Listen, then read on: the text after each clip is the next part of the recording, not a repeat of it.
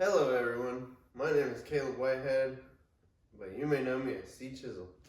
And today, we're going to be talking about February 24th, Monday Night Raw, and February 28th, Friday Night SmackDown.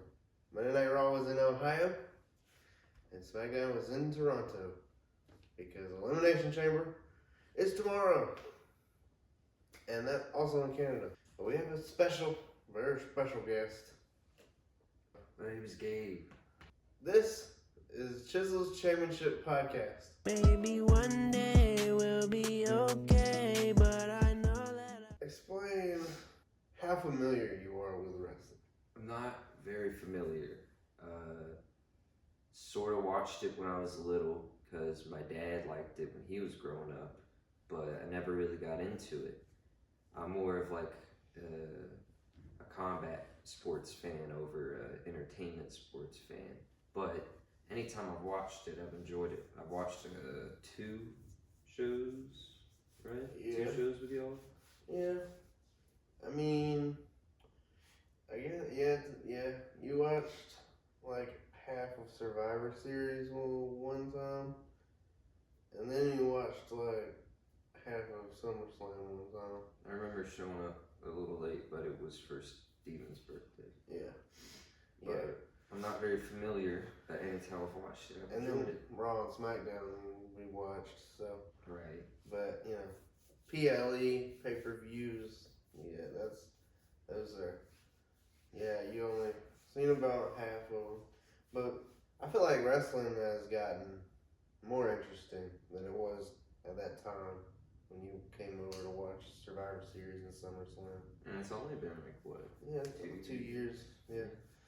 Man, it's shaping up. I think the direction they're going in is to appeal to the more wide, like mainstream audiences. Which that's hence the whole Netflix deal. They're bringing in celebrities left and right. Like Travis Scott's gonna be at the Chamber tomorrow. I Show Speed was in the Royal Rumble match. Logan Paul's a wrestler. You got celebrities just involvement constantly. I gotta say, for Logan Paul, I'm not a fan of any of them. Yeah.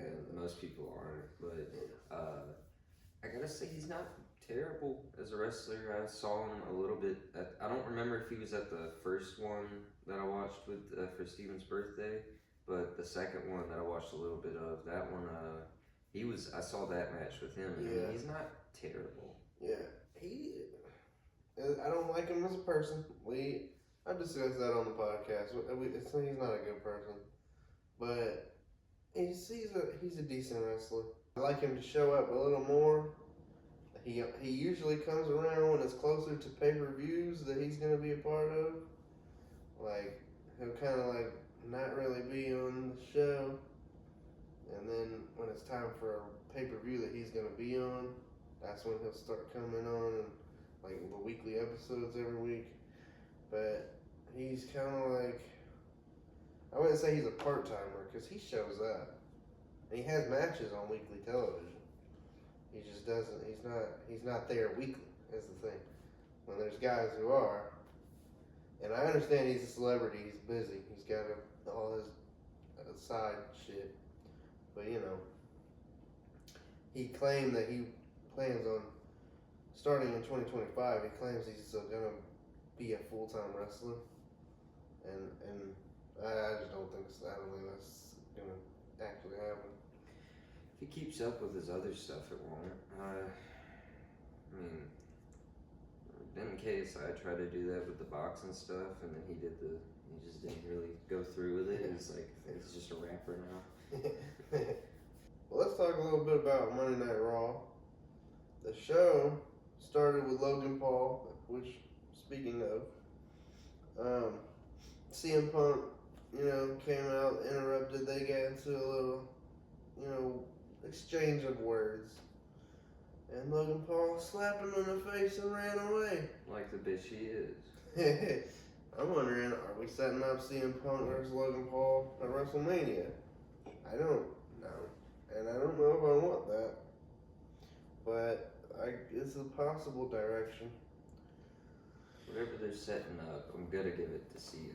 I just don't really see CM losing. Yeah. I think he's on too much of a tear, and Logan's been very.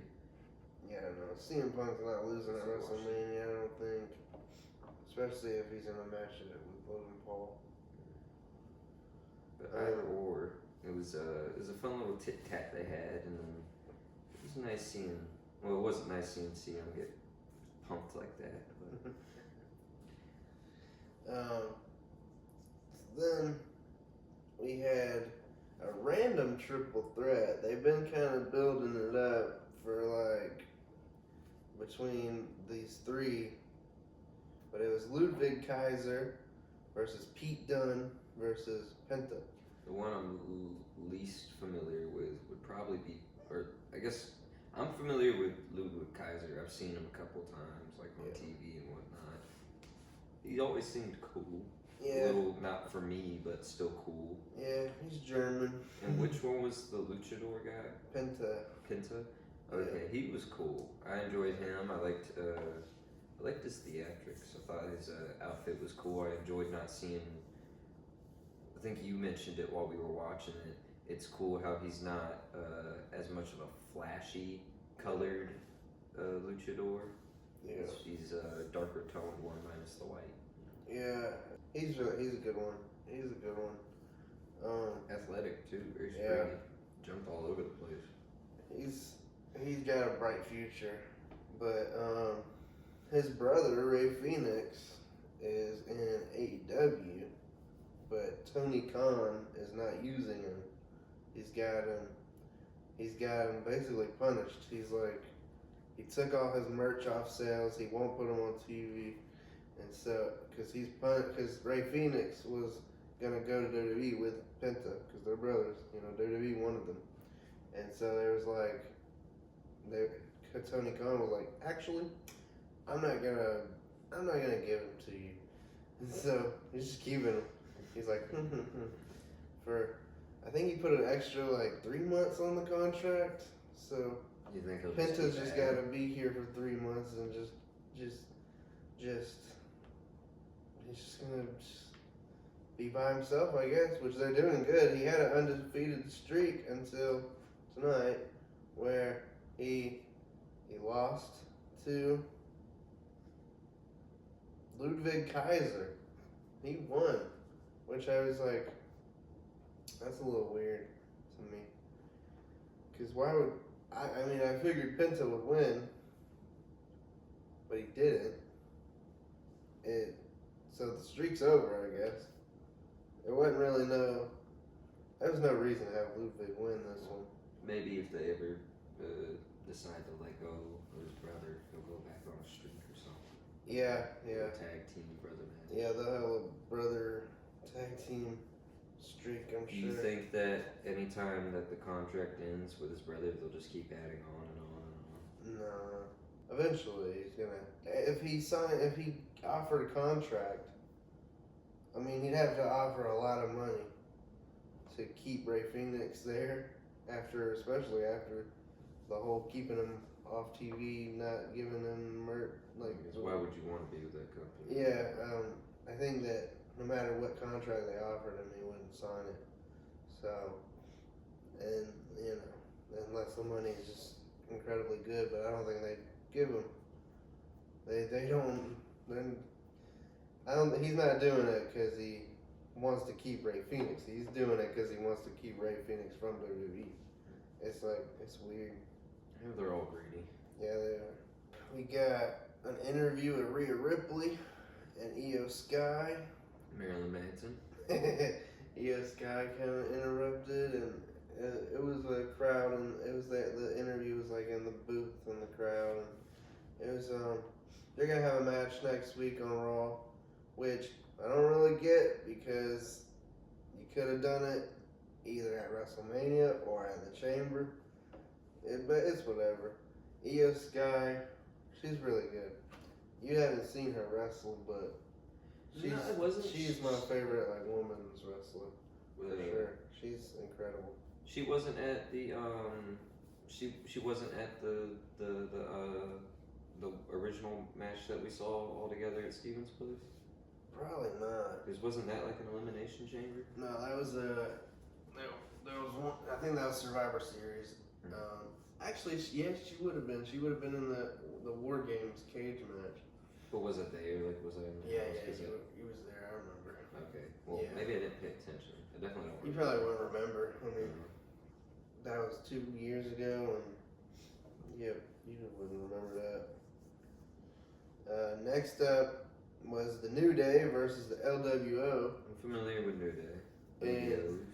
Yep, now they're heels. They're heels now. That was a surprise to me watching that because when I the last time I've seen them on TV at least was a good couple years ago when I was in middle school. I went to get McDonald's after doing a band thing, and they were on TV, and they were dancing and shaking their cereal about. It was really silly, and I didn't know that they became bad guys. I thought they were always good guys. They're very bad guys. They put Rey Mysterio out of action, kayfabe, but yeah, they attacked him brutally like 2 weeks ago, and they said Rey Mysterio is out indefinitely.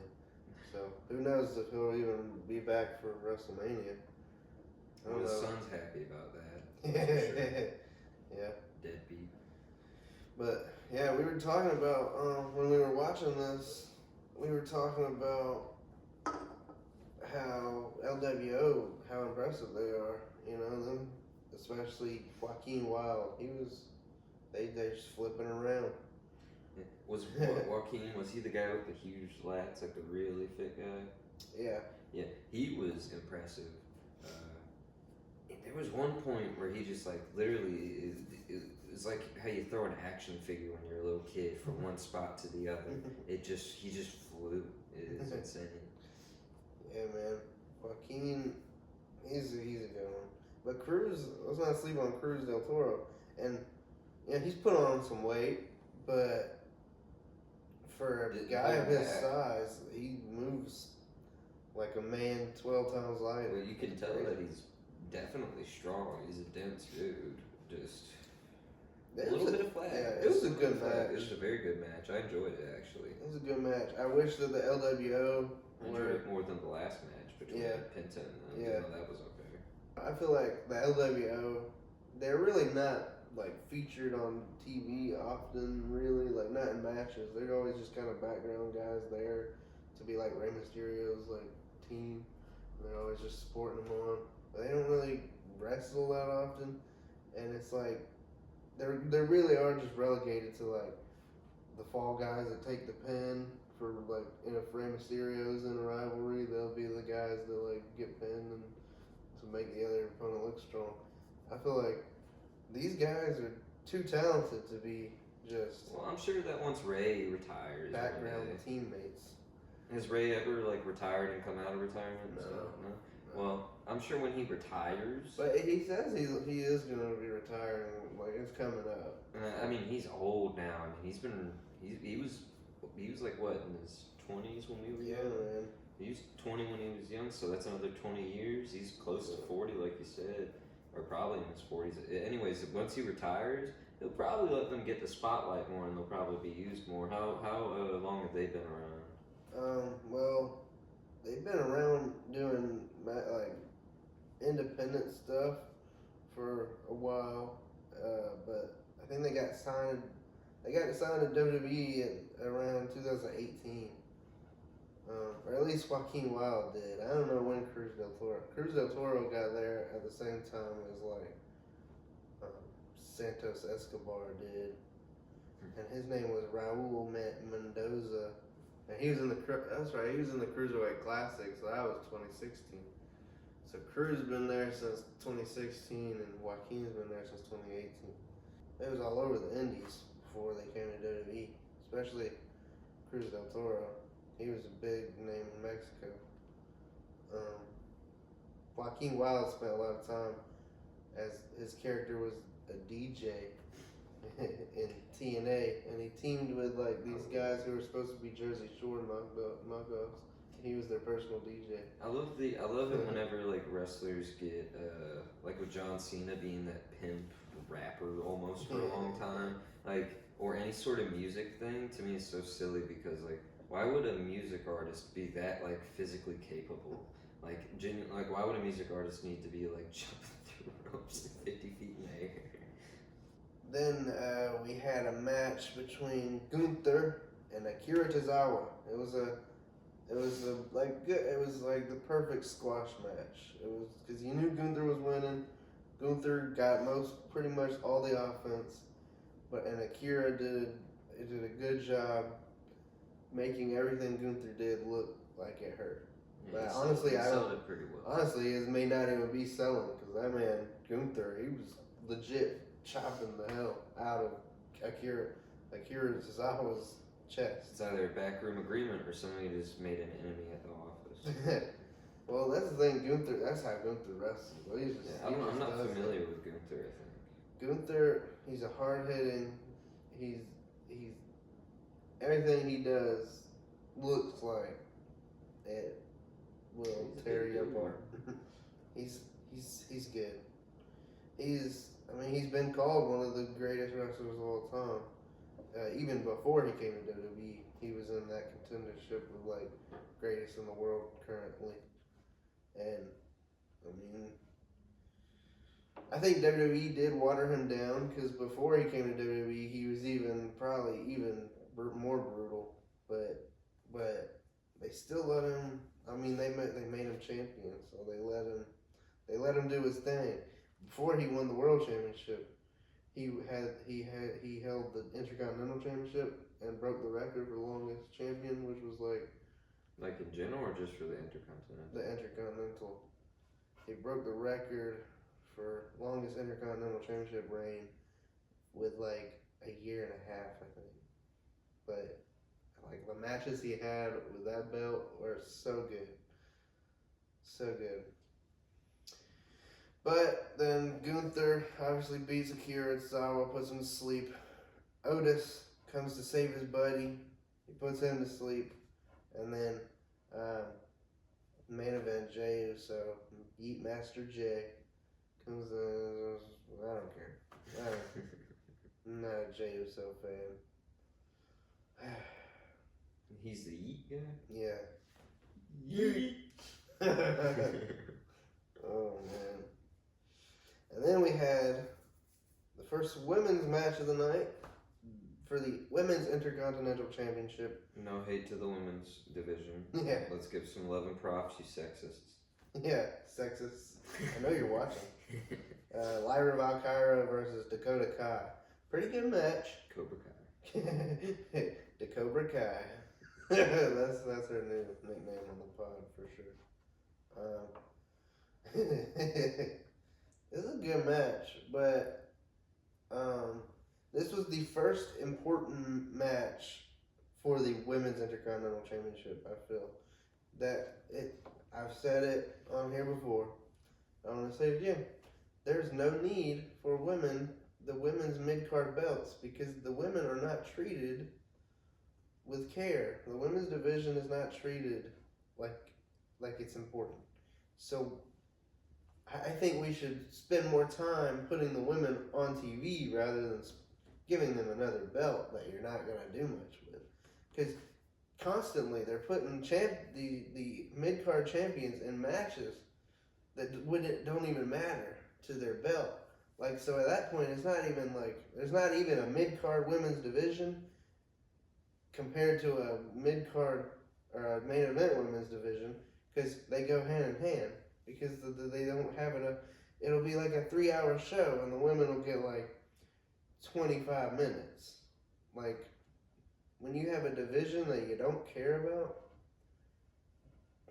you don't need to increase the amount of championships. That's not going to make us care. That's going to make us see that you're not booking them strong.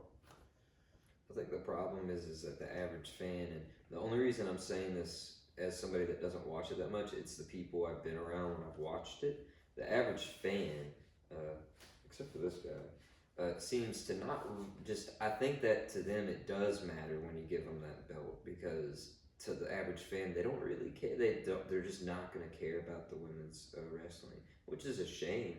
It's a real shame. They're very talented wrestlers in the women's division, but they're not going to show it as much because people don't want it. So when they do show it, they want people to say, like you said, like, you know, oh, this matters to us, you know. And I think the average person doesn't care. They're not going to care. I don't think no matter how much you show it, they're going to care. Which it needs to change because some of the better matches I've seen have been with the women, you know. That's actually a fair point for real. I haven't even thought of it like if you give them a belt to even the mid carders, it makes people actually care about it. Because if they're watching it, they don't want it to just be regular. They don't want it to be normal. Yeah, I get that. That doesn't make it right. But I feel like I feel like the way to fix that completely is just put them on TV more. I have said that I think that they should have women's wrestling should have their own weekly show. But the problem is they would never do that because I genuinely think that people wouldn't watch. I think the viewership would be lowest of the low because the mainstream audience, like you can go to Instagram and on any women's wrestling match, you'll go to the comments and like most of them will be like, no one cares about women's wrestling. Get this off of my feed. Yeah. And it's like, oh my god, this is crazy. It's like when I watch MMA and then like I'm having like a great time, like watching even a fight night card. There's a great women's match, and then like I go to the restroom because it's like a commercial break or whatever, and then I go on Instagram or Twitter, and then half the things I said is didn't watch at bathroom break time, and it's like that's not fair to them. They're putting their time on here. They're putting their effort. They're putting their talent out there for you, just like the rest of the people you're watching. There's shitty women's cards. Yeah, there's shitty men cards. Doesn't matter. Doesn't matter. You'll find just as many bad women's wrestlers as you will bad men's wrestlers, and you'll find just as many amazing women's wrestlers as you will just good men's wrestlers, and it's crazy.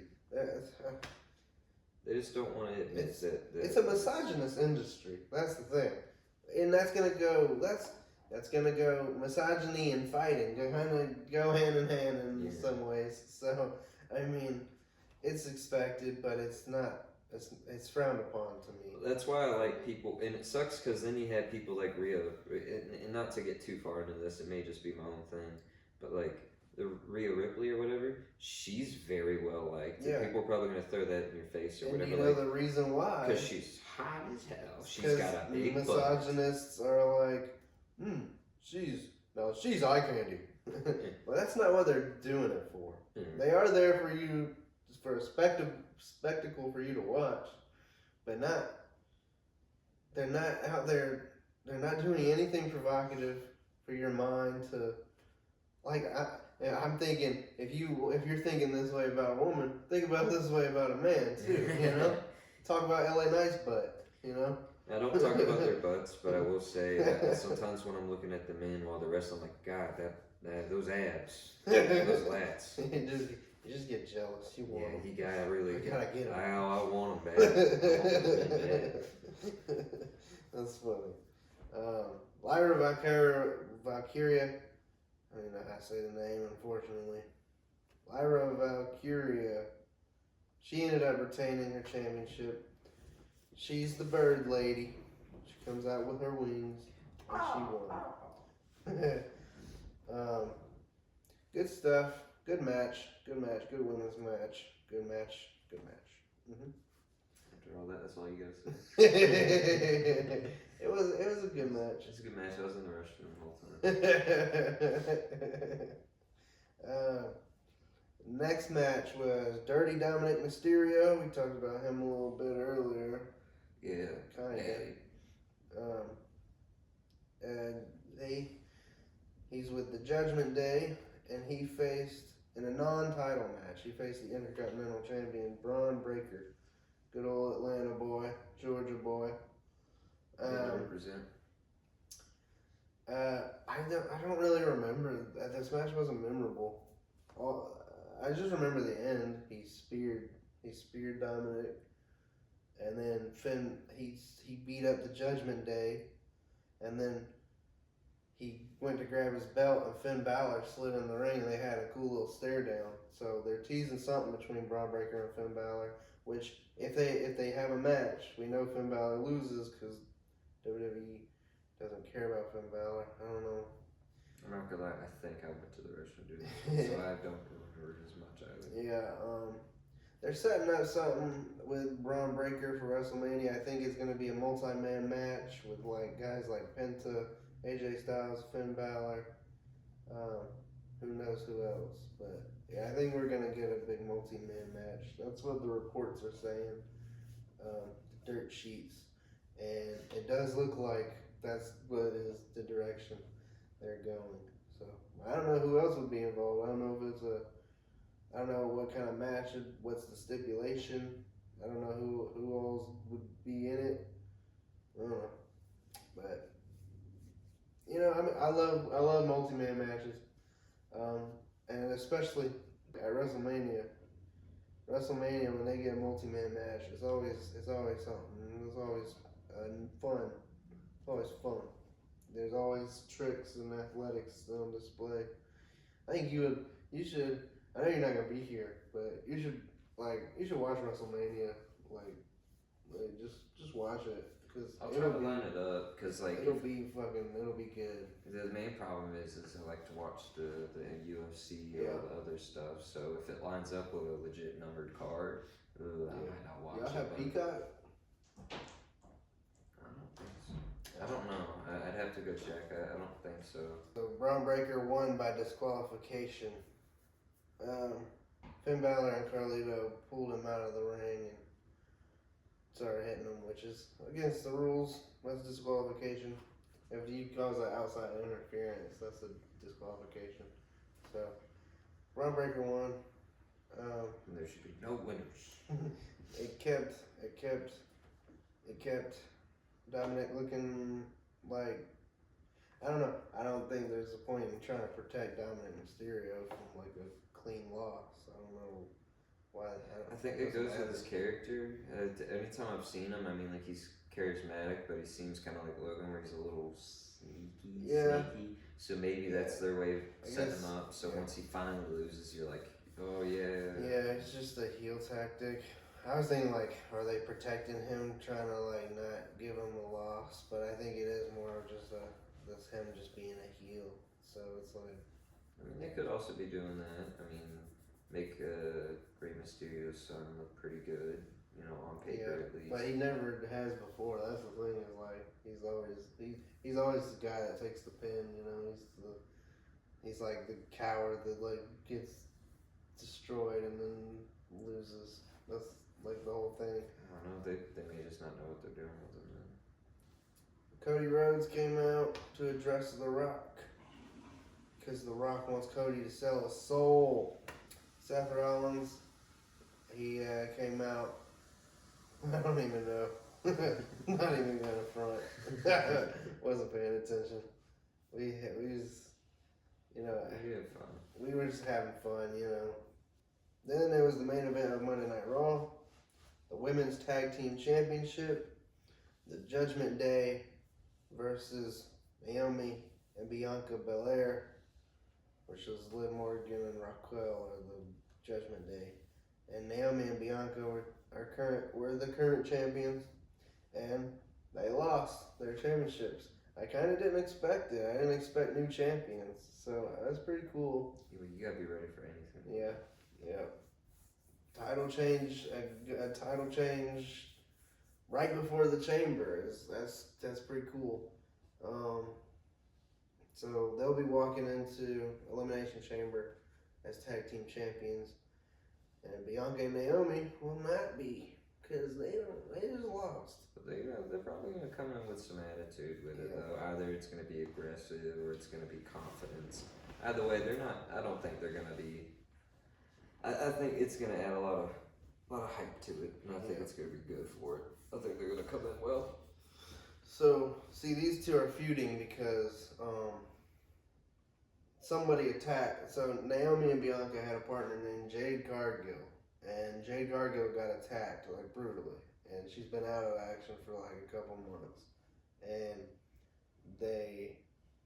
Naomi and Bianca have been trying to figure it out who it is, and they but they played back some video footage and they saw Liv and Raquel were walking away from like the scene of the crime, and so they figured, okay, these two.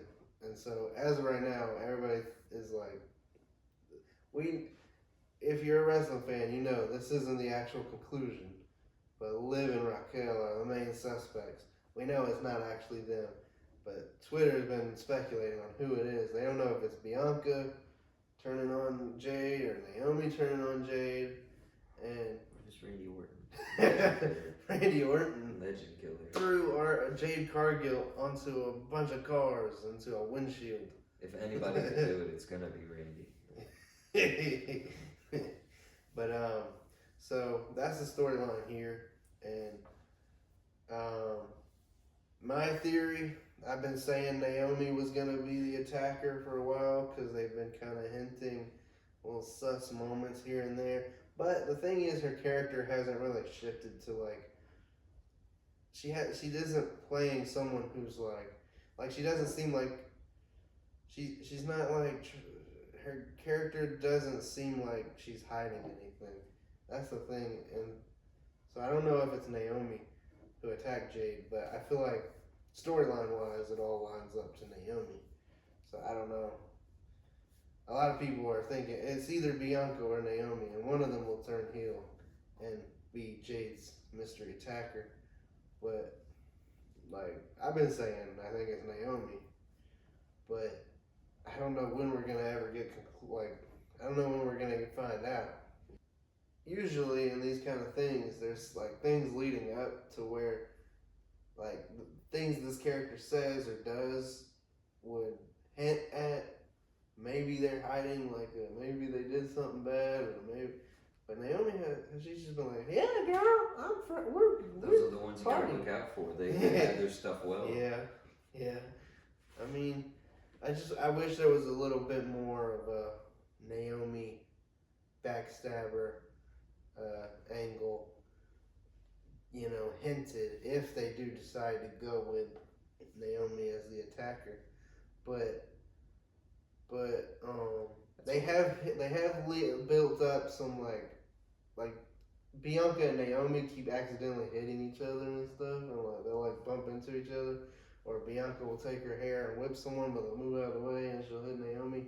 And usually when a tag team starts miscommunicating and like doing moves on each other on accident, that usually like leads up to them breaking up. So they have been building up to like the split of Naomi and Bianca, but there's still nothing's really led up to one of these, or we're just assuming that one of them are Jade's attacker because they were close to Jade, and it would be a shocker, and Naomi or Bianca could benefit from a heel turn. And so it's pretty like, in my mind, it's pretty set in stone that either Bianca or Naomi were the attacker. I'm just wondering which one and what's the justification. Because this feud could end up being a big flop if they don't treat whoever the attacker was, if they don't do their heel turn like properly. It could be dumb. I don't know. It's like revealing the ghost face, and then it's a character who's like, It's Dan the delivery boy. Dan the delivery boy. Yeah, exactly. It's like that kind of thing. It's like, okay, whatever. Yeah, I get it. I think that's also just part of the whole you don't know who it is thing. They want you to keep guessing, they want you to keep doing that so they can have the time to build it up and make it work. Yeah. And also, I don't know when Jade's coming back. I don't know when they're gonna do the big reveal, because they kind of been slowing down on it, and then just the last couple weeks they picked back up on it, and then it's like, if they've been slowing down and just pick back up, probably gonna be soon. Yeah, I would guess, but maybe they're just trying to keep you invested while they keep thinking of stuff. Is it gonna happen at the Elimination Chamber? My guess is that it probably happened like the week after Elimination Chamber, like maybe as we're getting closer to WrestleMania. I think that if they're gonna do anything, the proper way to do it is to give Naomi and Bianca. Yeah, they need to get trench coats and a magnifying glass and walk into the room. They need to look for the clues to find the culprit. If Vince was in charge, that genuinely would have happened. And I That think would me and have him have some similar ideas. I don't agree with the man. Let his crimes be judged, but not. But don't involve me. But yeah, man, new tag team champions for the women. New tag champs. Raw next week will be exciting. We'll get a rematch between War Raiders versus the Creed Brothers, which they had a little brawl backstage on this episode. I didn't talk about that, but that happened. And Gabe was like, "Is this real?" That's funny.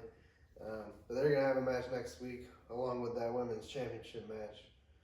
But let's jump over to SmackDown. SmackDown is it was in Toronto, and I looked it up, and Elimination Chamber is also going to be in Toronto. So we're just Convenient. jumping from here to here. You know, that's pretty cool. So this show started with Trish Stratus and Tiffany Stratton doing a little promo, and then the Women's United States Champion Chelsea Green and her little bodyguard Piper Niven came out, and Piper was dressed Canadian and Chelsea was dressed in the American flag, and that's ironic because Chelsea's Green is from Canada. Piper Niven's not even Canadian; she's Scottish. So silly stuff. But Trish Stratus is from Canada, so you know. They're doing a match. They're gonna have a tag team match with Nia Jax and Candice LeRae at Elimination Chamber. That match kind of just happened out of nowhere. They set it up like 2 weeks ago. I think it's always weird when you get a PLE match that's just set up kind of out of nowhere. Like, there's been no like build up to this match other than like 2 weeks of build up, and it's kind of just out of nowhere. I don't know, felt random, but Triple H kind of likes doing that, and I don't hate it all the time, but I don't know. On a 4-match card, because Triple H, he likes to do quality over quantity, so he'll book a big show with like 4 matches, and it's crazy. WrestleMania is the only one that he don't do that with, and it's like all his pay-per-views will have at the most 6 matches, maybe it usually is 5, but like he loves doing 4 matches on the PLE card, and it's just like maybe that's his way of like making what's the one you said he doesn't do before? WrestleMania. Maybe that's his way of making WrestleMania look even bigger compared to the rest. Yeah, Vince McMahon, what he would do, which I didn't really like a lot of his ideas, but Vince, he would stack the cards like from head to toe with like good matches. Like there'd be like 8 matches, like every card, and I personally loved it. I get the quality over quantity. You get more leeway when you book, you know, a small amount of matches, and you know the matches can run longer. The spots can be more intense and stuff, and people might care more if there's a shorter amount of matches, you know, and they're not having to rush through them. I mean, I get it. And one of the things people complain about with the 8 matches on a pay-per-view card was like the runtime of the show would be like super long, like a 5-hour show, you know? And like, I get it. I get the like, I want PLE pay-per-views with I want them to have more matches on them. That's a complaint I've had since Triple H got in charge. I want more. I want more than just 4 matches on a card, especially a big card. I don't care how good the matches are that are on there. I want more. Dadgummit. I feel the same way about like when I watch like MMA or something. Like a lot of the times, like when it's a shorter card, it doesn't bother me whenever I don't have to stay up super late in the night or something like that. But if you're watching from start to finish, it's gonna be a long 2 hours anyways. So who cares if it's 4 or 5? Yeah. And Tiffany Stratton and Chelsea Green have a match, but it's a champion versus champion match because Tiffany Stratton is the women's world champion, and Chelsea Green is the women's United States champion. So, which is another point to why it feels like the mid card belts don't even matter, because Chelsea Green is just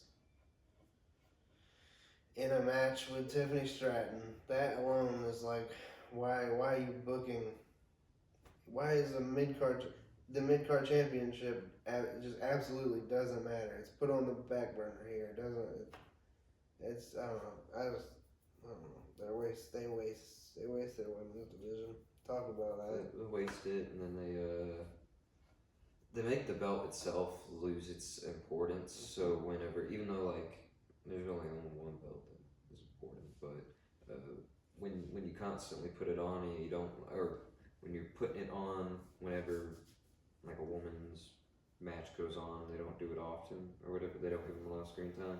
It just takes away the importance because people are already treating it like a bathroom break. Yeah. So once you start putting them out there more, people still won't fully care because they're gonna see that belt.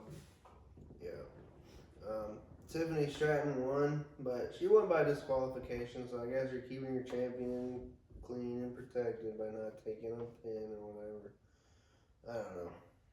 That's the only sign of importance they showed to that belt in this match. But Nia Jax and Candice LeRae, they caused a disqualification for Tiffany Stratton. Trish Stratus comes in to save her. They all brawl, whatever. But obviously Nia Jax and Candice are the ones that end up looking strong here. Which usually on the show before the PLE, it's like whoever looks strong in the weekly episode, usually that kind of tells you they're probably gonna lose. So say if CM Punk has a tag team match and the other tag team has say Logan Paul in it, and CM Punk gets the pin on Logan Paul in that tag team match, that probably means that if they're gonna fight the next night at a pay-per-view, Logan Paul is probably gonna get the win because CM Punk just pinned him in a non-singles match. So it's like a he gets his win back type of thing, So I have a feeling that Tiffany Stratton and Trish Stratus are gonna win in the Chamber because you just made Nia Jax and Candice look strong on their go home show. That's a big critique I have because everything, the Royal Rumble, there was a tag team match where Motor City Machine Guns pinned DIY, and that told me everything I need to know that DIY was going to win at the Rumble, and they did. They won. You're kind of spoiling the shows when you book it repetitively like that. It's very formulaic, and I can tell every direction you're going when you put pay-per-view build-up matches. I can sense you. I smell you out. Sniff it. Mm-hmm. R-Truth was in Cody Rhodes' dressing room or locker room, whatever. The Rock sent him a bunch of wines and a bunch of food and stuff, and Cody Rhodes, because The Rock wants Cody Rhodes to sell his soul. As he should.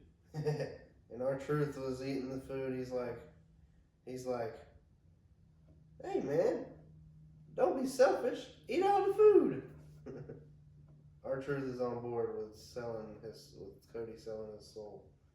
The Miz is on board too. He comes in later and tells him to sell his soul. Everybody wants Cody to sell his soul. I mean, they just want him to do well. They're looking out for him. They do, yeah. Hey, no one ever got hurt by selling their soul. No one ever got hurt, and they only make money. They had a little tournament where they did 3 matches, and the winner of each match got to go on to the main event triple threat to have a number 1 contenders match for Shinsuke Nakamura's United States Championship. Triple H was booking a lot of triple threat. I was going to say triple threatches. He's been booking a lot of triple threats this week. Triple threat matches. And it seems like they're going to be booking a few triple threats at WrestleMania, according to reports, too. So I don't know what's going on with. He's got a triple threat boner. It's weird. Triple H, triple threat. Yeah. It's got a. He loves threes. The first match for this little tournament was Andrade versus Jacob Fatu. What do you think about Jacob Fatu? He's a scary, strong man. He is. Like, I've seen bigger Samoans, but it's the how he moves while being that big.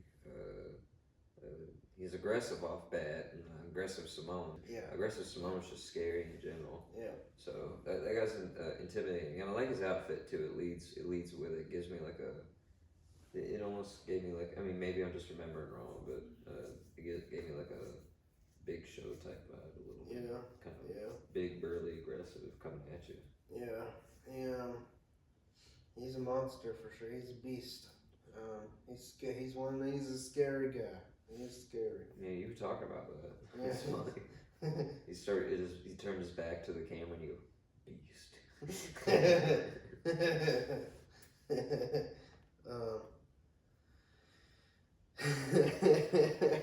That's true. I did do that. I was like, he's a beast. And to be fair, he is. He's huge. And his style of promo, like, you don't hear that kind of promo get cut in WWE. Yeah, You don't hear just a guy.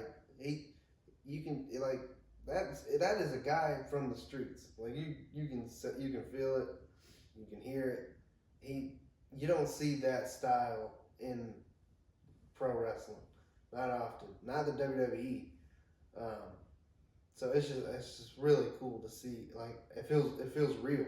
He makes wrestling, like his character alone makes it feel real to me, because I'm like, he's gonna go in there and kill whoever he's against. Like he's gonna murder them. I'd be scared to work with him, because if he came at me saying He's gonna gut your ass and then do some cocaine. he said that to me, I'm like, oh, hell no. Yeah. Hell no. That's a scary man. I wouldn't. But the paychecks ought to be nice though. Oh yeah. Man, Jacob Fatu is a beast. He's so good. I was telling Gabe, I think he'll be world champion within the next 2 years, or within his first 2 years. So by next year, I think we'll get a Jacob Fatu championship. If he keeps expanding upon his promos and stuff, he definitely will. If he keeps taking that aggressive attitude and real vibe and just keeps going with it and expanding upon it, he'll definitely get up there at least. I mean, he's already doing well, so. He's good. I mean, he's great. He's a talent. You only get a talent like that every here and there in wrestling, and I'm glad we're here and there. Next up was supposed to be Los Garza versus Street Profits, but as Street Profits were making their way down to the ring, DIY attacked them, and it turned into this whole brawl between DIY, Los Garza, Street Profits, Pretty Deadly, Motor City Machine Guns. That's 5 teams all just brawling. I don't know what this is going to set up to. Maybe a big fatal 5-way at WrestleMania for the championships. And if that happens, Street Profits I believe Street Profits will win that one. I don't know. I'd like to see that multi-team match. That'd be cool. But I think there's already too many multi-man matches that are being set up for WrestleMania. So I'm just not sure if that's the direction they're going. I really don't know what direction they're going. Maybe they'll do like a tournament to see like who will be wrestled. Like maybe it'll just be a regular old tag team match, and we'll do a tournament leading up to WrestleMania. I don't know. Maybe we'll get a fatal 4-way tag team match, and the winner faces DIY or something. I don't know. I don't know what direction we're going. But all I know is I have a strong feeling Street Profits will come out of all of this after WrestleMania as the champions. But I'm excited to see. Tag team division is cooking up something, man. They have a great tag team division. I wish that they were given a little more time on wrestling TV. Triple H kind of feels. I think he puts. I think honestly, I don't know if he disrespects the women's division or the tag team division more because both get used very underutilized. But I mean, every tag team match we watched was pretty damn good. You know, this week had a lot of good tag matches. So most things you can predict, but you can't predict the tag team matches strictly because of the fact that they're not put on the card often. So the tag team division, I don't know what is being set up. I don't know. Then we got a segment with Drew McIntyre. He came out, he sat on the table, CM Punk style. Which was kind of, people liked that, it seemed, in the crowd. Yeah, who came out next? Damian Priest, who I maybe we're getting at WrestleMania, Damian versus Drew. I don't know. I don't know. I don't know yet. Damian is he's like, you're obsessed with CM Punk. And he's like, I don't have a weird obsession with CM Punk. And he's like, you're sitting like him. And that's funny. I liked the first outfit. Well, no, his first outfit was the trench coat, right? Giant leather trench coat, like the red one. That was Seth Rollins. Damn. Seth Rollins came out. Now you can talk about Seth Rollins' outfit. Well, I just remember, I think the first outfit he wore was a red leather trench coat, which was pretty goofy looking. And then them pants, man, on that SmackDown. That second one, yeah, they were from the back and the side, they were so wide. Any wide shot, it was hard to focus.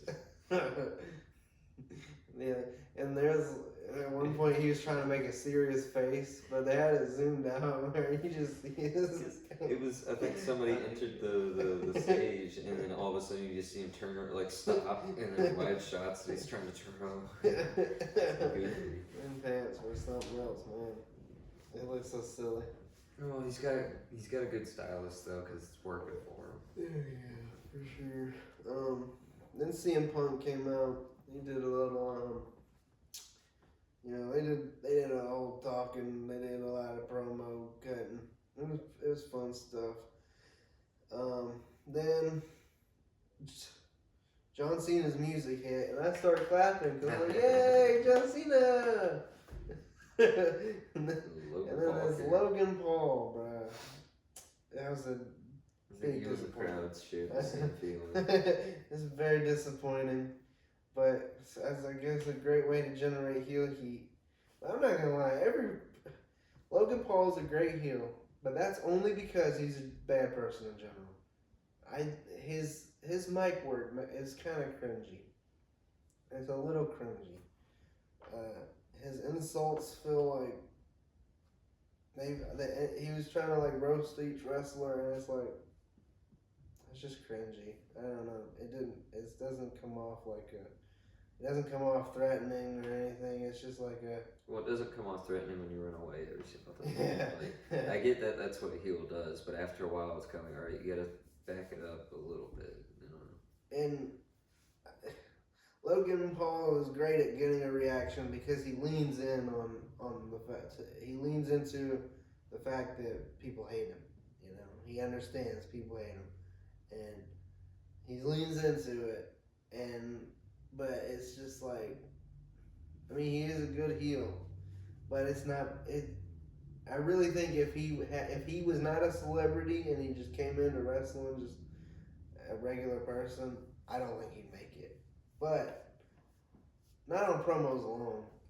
In ring, he's physically capable. He's a good wrestler in the ring. The promo he cut on the guys in there, I was just like, none of these lines are hidden. Not a single one.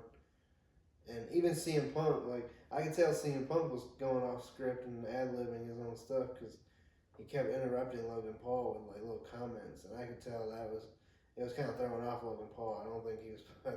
I think he was just punking him a little. CM Punk. CM Punk, exactly. Yeah, but at one point, CM Punk's like, I speak for everyone in the crowd when I say we're done listening to this boring promo.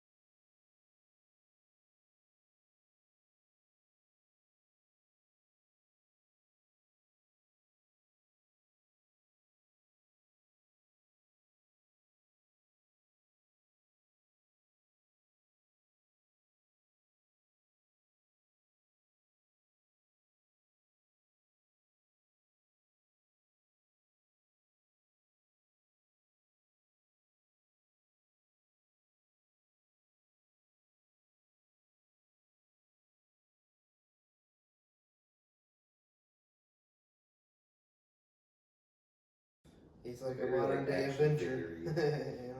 Yeah, he's built like an action figure. A little bit. And then he's got like the customized look too. Yeah. You know, it all fits together. And I've seen a thing about him talking about like how he got the neck tattoo specifically just so it would like peek over the collar and stuff like that, just so it would look better on TV. And I think the neck tattoo, even when he's in his wrestling outfit, it still works really well. So A lot of people didn't like it when it first got it, but I think that's just because people don't like new things, they don't like change. But giving it 3 years now, it's nice. I like it. It looks good on him. It looks good. It fits. It works. Especially for his character, it's really good. I like it. I like when wrestlers get tattoos that are committed to their character too. Because like there's no guarantee that's your character forever. So when they go all in like that, it's like, it's pretty cool. Because it's like, well, you got a lot of confidence in commitment. You're putting yourself into it, and I love it. you can always work through it. Have it be I hate it used to be this guy. I don't know if John Cena does win the Chamber. I don't know if Cena wins the belt. I have a feeling that, but I feel like it's Cena's farewell tour. He kind of has to win. It's the 17th. He's going for his 17th championship. It's really up in the air who wins it. Now that's the thing about it. If he would have faced Gunther, we know Cena would have won, but it would have been a better match. Cena versus Cody will be a good match. It's just like, I don't know. It wouldn't be as good as facing Gunther, I don't think. But it is like, it's interesting to see who's going to win. It's unpredictable for sure. And big babyface, like the biggest babyface of all time versus the current biggest babyface in the roster, it's going to be a great little clash. Anyway, back to the show. LA Knight had a match with Santos Escobar.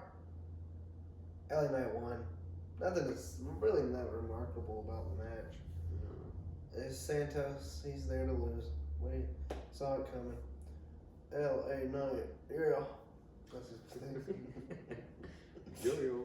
If LA Knight's not the U.S. champion, there's not much to invest in him because he's not gonna climb to the top of the mountain, especially if he can't even get through the mid-card belt. You know, like there's a lot of people want LA Knight in the world championship scene, but he can't. They're not even having him beat mid-card guys. So I don't know. Maybe he wins the belt someday. If they're gonna give it to anybody, it's gonna be yeah. Kevin Owens and Sami Zayn had a little video package. You know, it was I whatever. don't even remember that even the slightest, to be honest. yeah. I remember the LA Knight one a little bit, but Carmelo Hayes and The Miz. It seems like they're forming a tag team between the two, and I hate that because these two have nothing in common. They wouldn't make a good pairing. Melo is a perfect singles wrestler. Do not throw Carmelo Hayes in a tag team with The Miz of all people. He was asking me who's the better heel, or not who's the better heel, but who's the better overall wrestler between The Miz and Logan Paul. And it really is a hard question. It is a genuinely hard question because The Miz is a better heel, a better promo talker, and he's had a lot of experience in the industry. But I would say in the little amount of matches Logan Paul has had, he's had 100 times better matches than The Miz has ever had. you could just put that better up in the to ring. well, yeah, but I was gonna say you could also put that up to just genuine matchmaking. Yeah, but The Miz has been in the ring with incredible opponents. The Miz has had matches with The Rock. The Miz has had matches with Johnson. The Miz is a trash wrestler. He's terrible in the ring. His character is what drives those get matches. you far, so Yes, and it got him very far. very far.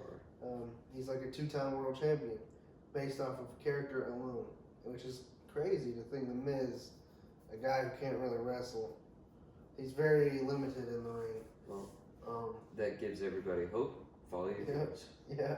I mean, yeah. Logan Paul, he's great in the ring though. It's just and character work. His character works fine, but The Miz has decades over him, so it's like obviously The Miz is gonna be a more seasoned heel. I don't know who I'd say overall is when you're bringing everything together. I don't know who was better. That's a tough one. I really don't know. But I would say Logan Paul doesn't have as many years under his regimen than like it's hard to compare someone who's been in there for about 3 years to someone who's been there for about since 2008, 2007. I just don't think that it should, because I don't even remember it being an opportunity. Just that shouldn't like determine how the match is gonna go. Like just the pure actual sales and merchandise. I understand the thought process behind it because if more people are buying their merchandise, that means the character hits more. But I mean, I don't know. Just to me, it should be just about the storyline itself. It should be about how the characters are setting this up. The actual who is more popular with the fans right now. It should only come into play like a little bit. It shouldn't be the deciding factor. That's pretty much all I think. Yeah, I agree. Yeah, I don't think that the storytelling of wrestling should be based on who sells shirts. You know, as yeah. Because you can elevate a character to sell more merchandise, but you can do that by also giving it a good storyline where that person doesn't always win. They don't always do great, or maybe they do win, but in a shitty way or something. Like it should be about the storyline and what's going on.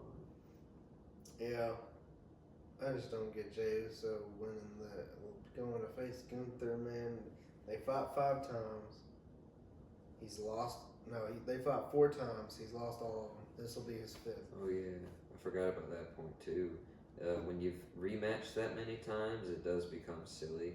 With wrestling, I guess you give it more of like, I guess you can give it more of a pass because if you got a great storyline, then I guess who cares. But in general, I've already done it 5 times. That's a lot. That's probably a good 2 hours of screen time, maybe. Probably not 2. Probably 1 hour. That's about 1 hour. Okay. It'd be about 1 hour. But they all that together, because like if you went to a real sport and like let's say it's like boxing or something, and this person's already rematched. They've already fought twice. They got one. The one person got 1. Other person got 1. All right, fine. You could schedule a 3rd one and it'd be the ending factor. You really don't want to see a 4th one. Maybe if it's exciting enough, you schedule that 4th one. But if you get to a 5th, then what are you doing? Because we've already seen all the outcomes that could come from this. Except for the one where he wins. I guess so. That'd be Triple H's argument. I'm gonna be Steven is convinced that Gunther's winning.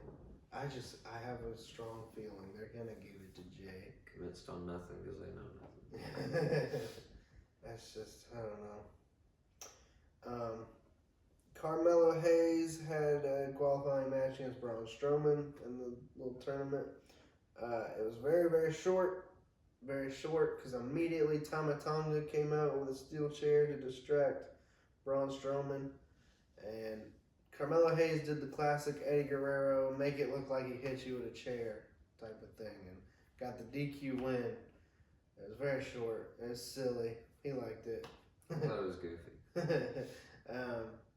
I don't know what we're doing with Braun Strowman. I guess Braun Strowman is going to feud with the Bloodline. Maybe we'll get Solo Sikoa versus Braun Strowman.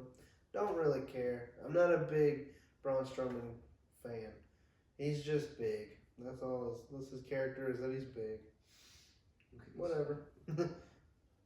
he's stale to me. I mean, there was a period of his career where he was like on top of. He was a scary, like strong guy. But now you just got him you got him losing. You got him doing this type of stuff with 2-minute matches. That's the little 2-minute matches are a little goofy. I mean, it doesn't. Even if you were to try and get him back on the good, like the scary side, it's gonna take a second for the fans to be cool with it again. Yeah. I don't think Braun Strowman is ever gonna be as over as he has been before. Honestly, I wouldn't be surprised if he got released anytime soon, because he doesn't really serve that much of a purpose. And I mean, I don't really buy him as a main event guy. I don't buy him as a strong contender, which is ironic because look at his size. He's someone you should buy as a big threat, but it's the way he's booked. You just don't. I don't. Anytime he's in a match where the stakes matter, I always know he's just going to lose, which is crazy because that's someone you should look at and think, oh, he's unstoppable. Putting him in these kind of matches is an example of why. It's just, 2-minute little, Carmelo wins. That's stupid. I don't know. And I don't know why Tama Tonga even was involved in that, why he cared to, I don't know. I guess so that Jacob Fatu wouldn't have to worry about Braun Strowman. I don't care. Then we had a 6-woman tag team match with Liv Morgan, Raquel Rodriguez, and Roxanne Perez versus Bianca Belair, Naomi, and Bayley. Because they're friends, they're buds. Bayley's buds with Naomi and Bianca. So, which they're all going to be in the chamber together. The only one out of here that wasn't in the chamber was Raquel Rodriguez. Instead, it was Alexa Bliss, who does pop up later after this match. Roxanne, the Judgment Day, and Roxanne ended up winning, which was, honestly, I didn't expect it. Roxanne was able to get the pinfall on Bayley because they're setting up Bayley versus Roxanne a little bit. They're kind of feuding. I don't know if that'll cultivate at WrestleMania or what, but Bayley versus Roxanne Perez is going to be a feud going into WrestleMania. Yeah, but Alexa Bliss comes in, she pops up from under the screen, it's kind of cool, and she hits her finisher on Roxanne Perez. And then we get a little graphic of the YS6. So she's gonna be involved with the YS6, and that's pretty cool. I love them. We got a video package of Shinsuke Nakamura, looking real Japanese warrior, anime villain type of vibe. Pretty cool, I guess. It was a little boring to me. Yeah.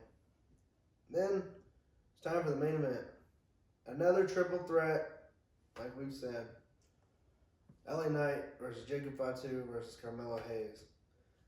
These men were tired because they had already wrestled. You could kind of see, like, even Jacob Fatu was kind of botching a little bit because they had already wrestled previously this night. Like, not even like a few minutes before, probably. So this is their second match, having to go a full extensive length match after going already a full match. Other than Carmelo Hayes, he was pretty fresh because he was in a 2-minute match where he didn't do anything. But it was a little. Jacob Fatu was impressive. He was throwing guys around, but it's kind of like it felt a little sloppy because there was a lot of, you just tell they were tired and they're, messing moves up a little bit. But it was fun. LA Knight got the win. So LA Knight will face Shinsuke Nakamura for the championship next week. Who do you think's winning that one? You think LA Knight gets his belt back? No, I think that if they, like you said, if he goes from being a main event and has now been doing mid cards, probably not going to get it. They'll probably He'll probably, if he does get it, I feel like it's gonna be in a decisive, like not in a decisive way, like a dicey way where people aren't very happy with it. I don't think it's gonna be a good win for him if he does. I just don't see him getting it. I can see that, but it is just a random SmackDown. Yeah, I don't think he's winning it back on just a regular episode of SmackDown. It's just. I mean, anything could happen. But I feel like it would be the right decision to me would be to have him going into WrestleMania as the United States champion. But I do not see him winning it next week. I don't know. That makes me want. It is unpredictable. I have no idea what is going to happen with the United States Championship at WrestleMania. Like, I have absolutely no clue what they're going to do. They've been kind of hinting that Jimmy Uso would be in contention for the U.S. Championship, but they haven't really followed up on that. I don't know the direction they're going for U.S. Championship. I don't know the direction they're going for LA Knight. Because say LA Knight, if he's not in the U.S. Championship division, then what is LA Knight's direction at WrestleMania? I have no clue what he's going to do. My original thought was put him against Drew, but it seems like they might put Drew against Damian Priest. I don't know. Maybe another triple threat. I'm just joking. Don't do that. I don't know. I don't know who LA Knight would face at WrestleMania, like at all. That's why I don't think he's Yeah, but you can't miss WrestleMania. They do a battle royal. I just forgot. They always do the Andre the Giant Memorial Battle Royal every year on the SmackDown before WrestleMania. They could have him win that, but that's so lame. That's like it's like a participation, like, congrats trophy. It means nothing. And LA Knight is not a participation trophy kind of wrestler, but we'll see. If anyone's gonna do it, I feel like it'll be LA Knight. He might. That's my prediction right now, right here. This is what I'm saying. LA Knight will win the Andre the Giant Memorial Battle Royal. That's my prediction. And I'll take that opinion as well. We'll see. The Rock did a little stupid little video package to Cody. This is just like the fucking The Rock doing his thing. It's funny. It does. We're about to this talk ties in, so we'll start it now. There's people mowing their grass outside, and we're literally about to talk about how The Rock. We're literally about to talk about how The Rock did a little video. Jesus Christ. We're just, the next thing we're about to talk about is how The Rock was recording a little promo or something outside of an airplane, and the noise was so staticky and bad that I can't believe that they put it on like a broadcast television. He could have gotten in the plane, or they could have just done it before the plane started running. There's so many. I don't understand why they were like. They must not have watched it before they sent it in, because they could have listened to it and been like, this isn't the take. We got to redo it. Whatever. I don't know. The audio was terrible. It was funny. You barely understand what he was saying. I was gonna say it's funny because any quiet moment, like all you would hear, like from either person, is. Whoosh. I'm thinking, imagine how terrible that was in the audience, because big speakers. That audio probably sounded like terrible. They probably hurt their ears, especially them staticky parts during when The Rock would just stand there and like look, and then you just hear.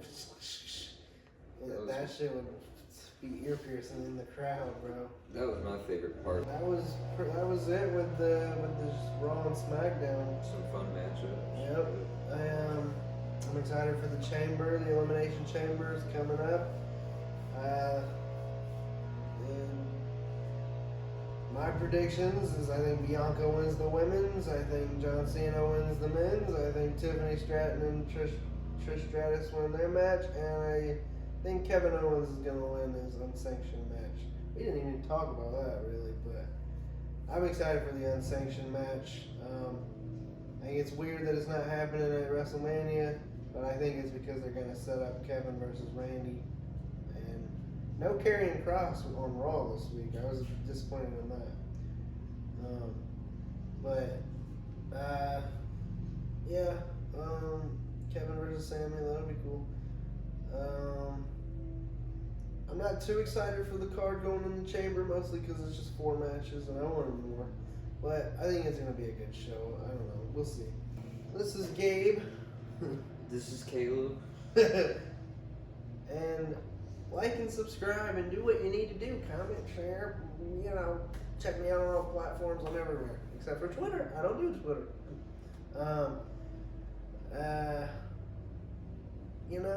Anything you want to shout out or promote or anything? Nothing I want to promote, but keep coming to his channel, subscribe, do all you gotta do. Enjoy him and watch him from start to finish, every single one. Yes, please, and thank you. Well, you know what? It's been an honor and it's been a pleasure. And probably it's been an honor. It's been an honor. It's been an honor and a pleasure. Please subscribe. This has been Chizzle's Championship Podcast. And well, that's it. Bye.